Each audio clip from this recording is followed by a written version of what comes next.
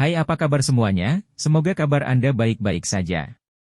Terima kasih karena sudah memberikan support dan juga kesetiaan Anda untuk membangun channel Codot Film. Yuk kita lanjutkan alur ceritanya, sambil siapin kopi dan cemilan, setting suara volume full. Gasken. Melalang Mayat. Skybird 9 Flying Wings. Ini adalah sesuatu yang dia dapatkan dari pemimpin sekte-sekte angsa emas saat itu. Setelah mendapatkan gulungan ini untuk membuat teknik dou terbang, Xiao Yan telah sering mempraktikkannya dan mendapatkan pemahaman tentang pembuatan benda ini. Secara keseluruhan, Skybird 9 Flying Wings memang memiliki beberapa poin unik. Dari sudut pandang tertentu, mereka dapat dianggap sebagai jenis sayap terbang yang berevolusi. Ini karena tingkat kekuatan dari teknik dou terbang semacam ini sepenuhnya ditentukan oleh bahan-bahannya.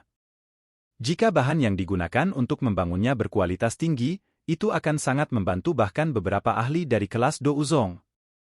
Namun, jika bahan-bahannya tidak sesuai, itu tidak akan banyak membantu. Bahan terpenting dalam menyempurnakan Skybird 9 Flying Wings adalah sayap dari beberapa magical beast terbang. Menurut catatan pada gulungan itu, 9 sayap terbang Luo Yantian diciptakan dari sayap binatang sihir peringkat 6. Mereka tidak benar-benar dianggap sebagai siswa kelas atas. Namun, kecepatan terbangnya adalah sesuatu yang bahkan Medusa tidak bisa mengejar. Jika mereka tidak meluncurkan serangan diam-diam malam itu, akan sangat sulit untuk mengambil nyawa orang ini. Bagaimanapun, begitu dia gagal mengalahkan lawannya, dia bisa terbang begitu saja. Dengan kecepatan Skybird 9 Flying Wings, siapa yang bisa menyusulnya? Setelah mendapatkannya saat itu, Xiao Yan sangat mendambakan metode pembuatan Skybird 9 Flying Wings. Namun, setelah pemahamannya meningkat, dia juga memahami kesulitan pembuatan benda ini.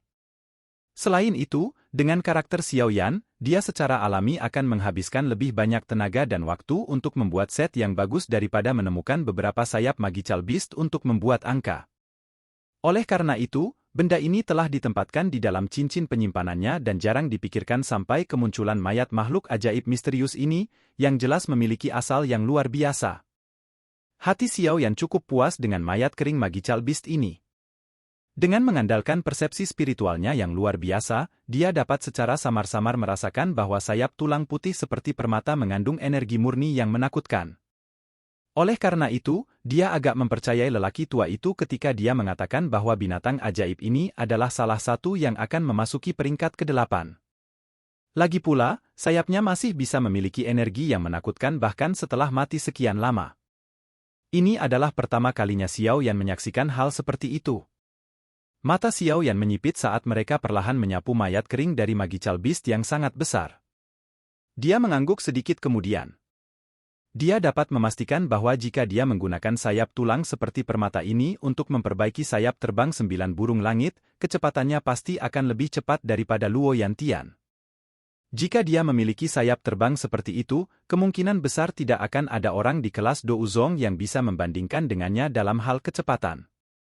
Dia mungkin tidak bisa menang jika dia bertarung dengan beberapa elit Douzong, tetapi seharusnya tidak terlalu sulit jika dia ingin melarikan diri.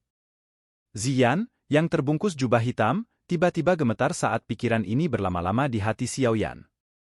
Meskipun gemetar ini sangat kecil, itu masih dirasakan oleh Xiao Yan sejak dia dekat dengannya. Dia segera bertanya dengan suara lembut dan ragu, "Ada apa?"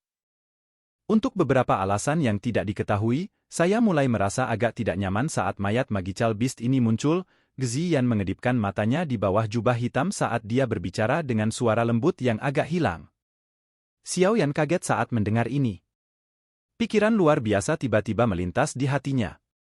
Dia berbicara dengan sikap tidak percaya, bahwa, mayat magical beast ini tidak ada hubungannya denganmu, kan? Ziyan awalnya sejenis magical beast yang agak misterius. Selain itu, tidak ada yang tahu jenis magical beast miliknya karena ketidakmampuannya untuk berubah kembali ke bentuk aslinya. Namun, menurut apa yang dikatakan oleh penatua pertama Sukian, Ziyan dibawa kembali olehnya dari dalam pegunungan.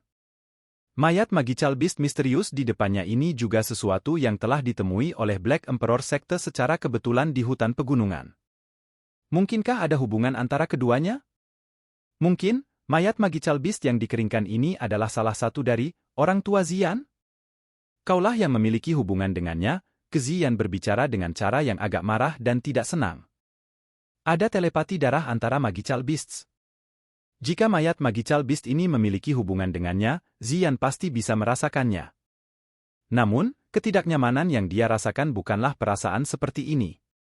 Sebaliknya, itu seperti pertemuan musuh alami. Perasaan yang akan menyebabkan kedua belah pihak merasa tidak nyaman.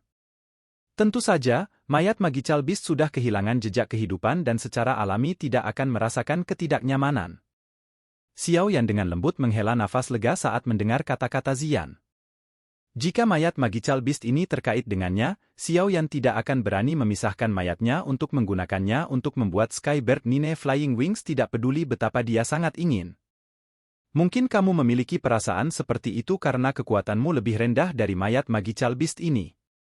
Indra Magical Beast jauh lebih tajam daripada manusia. Xiao Yan menepuk kepala kecil Ziyan saat ia menghibur dengan senyuman. Ayah. Ziyan mengangguk dengan sikap tertekan. Pupil seperti permata, yang berisi warna ungu, tanpa sadar berhenti di tubuh Magical Beast yang sangat besar. Alis tipisnya menjadi vertikal. Item yang agak tidak biasa yang sedang dilelang ini memang menarik perhatian cukup banyak faksi besar di kursi VIP. Seekor binatang buas yang akan menerobos ke peringkat ke-8. Ini adalah keberadaan yang cukup mengerikan bagi siapapun yang duduk di tempat ini. Jika binatang terkuat ini masih bernapas, orang-orang yang sangat kuat di dalam tempat pelelangan itu akan menggosok minyak di bawah kaki mereka dan melarikan diri pada saat pertama mereka bisa. Pada tingkat mereka ini, mereka memahami lebih jelas daripada orang biasa, keberadaan menakutkan macam apa binatang buas yang akan menerobos ke peringkat 8 itu. Namun, untungnya ini hanya mayat Magical Beast tanpa jejak kehidupan. Selain itu adalah jenis yang telah mengering selama beberapa tahun yang tidak diketahui. Dengan cara ini, orang-orang yang duduk di tempat ini tidak menyembunyikan rasa ingin tahu di dalam hati mereka. Beberapa faksi di sekitar memulai diskusi pribadi. Dari kelihatannya, mereka tampaknya memiliki ketertarikan yang cukup untuk hal ini. Di antara mereka, orang-orang tua dari Demon Flame Valley adalah yang paling bersemangat dan energik dalam diskusi mereka. Pria tua berambut putih di panggung pelelangan tersenyum ketika dia melihat ke kursi VIP tempat percakapan pribadi pecah. Dia tahu bahwa orang-orang ini adalah orang-orang dengan toko terkaya. Hanya mereka yang benar-benar bisa mengeluarkan sesuatu yang menarik minat Black Emperor Sekte. Haha, semuanya, sejak Black Emperor Sekte kami mendapatkan mayat Magical Beast ini, kami telah mengawetkannya dengan sempurna dan tidak membiarkannya mengalami kerusakan. Selain itu, saya dapat menjamin kepada semua orang bahwa Sekte Kaisar Hitam kita tidak pernah menyentuh mayat Magical Beast ini. Dengan kata lain, kami juga tidak yakin dengan apa yang ada di tubuh Magical Beast ini. Demikian pula, kami tidak menyadari apakah ada monster core yang akan menembus ke peringkat ke-8 di dalamnya atau tidak. Kata-kata lelaki tua berambut putih itu tidak diragukan lagi adalah sebuah bom yang memiliki daya tembak yang besar. Semua orang tahu bahwa seluruh tubuh dari jenis binatang buas terkuat ini bisa dianggap sebagai harta karun. Kulitnya bisa digunakan sebagai baju besi dan cakarnya bahkan lebih tajam daripada beberapa senjata yang dibuat dari logam.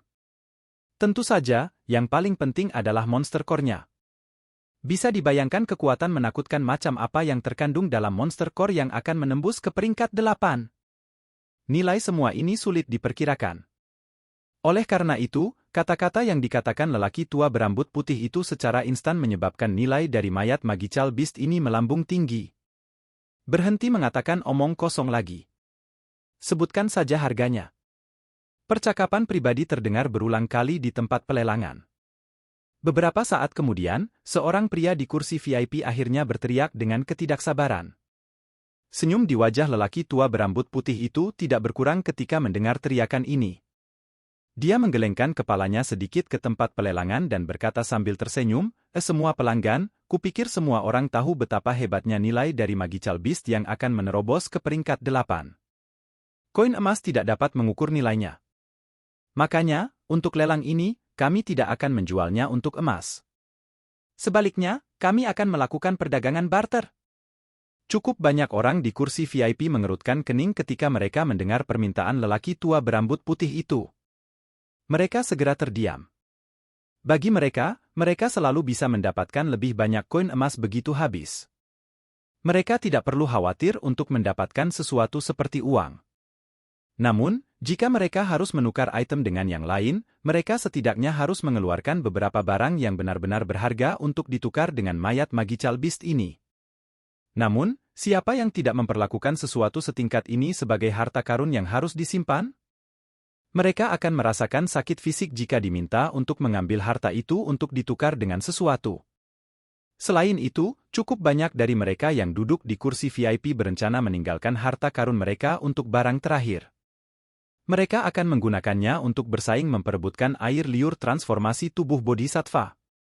Meskipun senyuman di wajah lelaki tua berambut putih itu tetap ada di wajahnya saat dia melihat ke arah pelelangan yang telah menjadi sunyi, beberapa keringat mulai merembes dari dahinya. Mayat Magical Beast ini sebenarnya tidak seberharga yang dia katakan. Jika tidak, sekte Kaisar Hitam tidak akan membawanya untuk dilelang. Binatang ajaib ini telah mati selama bertahun-tahun. Setelah membusuk seiring waktu, sudah tidak banyak energi yang tersisa di tubuhnya.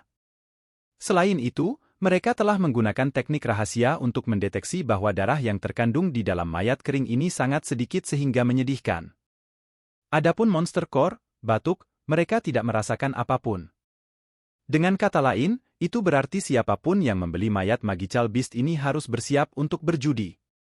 Jika ada monster core, darah cair, atau hal lain seperti itu, mereka akan mendapat untung. Orang-orang di kursi VIP ini bukanlah orang bodoh. Mereka sama-sama menyadari hal ini. Jaminan dari lelaki tua berambut putih itu seperti janji dari pelacur di mata mereka. Tidak ada kredibilitas untuk itu. Makanya, banyak orang yang tidak tahu apakah mereka benar-benar ingin menawar. Menit demi menit, waktu mulai berlalu. Suasana di dalam tempat pelelangan tetap diam. Pada saat ini, rompi lelaki tua berambut putih itu sudah basah oleh keringat. Sekte memiliki harapan tinggi untuk mayat Magical Beast yang dikeringkan ini. Jika dia tidak dapat melelangnya, itu akan dianggap telah gagal dalam pekerjaannya dan akan menghadapi hukuman sekte. Keheningen berlanjut. Tepat ketika lelaki tua berambut putih itu agak tidak tahan lagi, sesosok manusia yang mengenakan jubah hitam perlahan berdiri dari kursi VIP. Suaranya yang samar memecah keheningan di tempat pelelangan. Satu pil roh dou, satu pil huang perkasa. Silakan pergi ke. Oke guys, jangan lupa like, comment, share, and subscribe di channel Codot Film. See you next video, peace out and bye-bye.